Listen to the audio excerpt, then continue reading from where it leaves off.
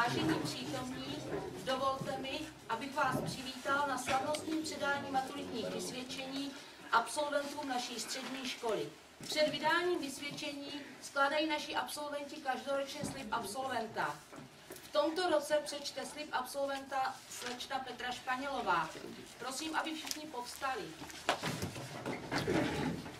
Slibuji jménem nás, absolventů, že neuděláme hanbu naší škole, našim učitelům, spolužákům, rodičům. I když se rozejdeme do všech koutů světa, nikdy na sebe nezapomeneme a budeme si pomáhat. Chceme se do své školy vracet a předávat zkušenosti ze života mladším kolegům. Svému okolí se budeme snažit dokázat, že jen pravda a láska jsou základem šťastné budoucnosti.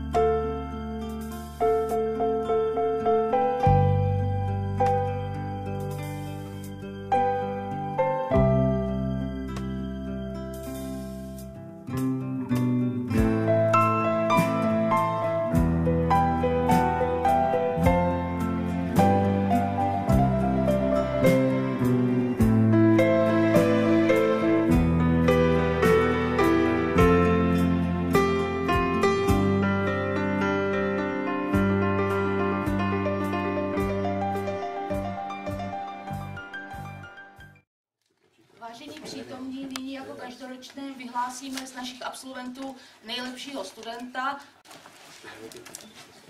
Tímto studentem se stal a v průběhu celého studia nejlepších výsledků dosahoval pan Michal Mec.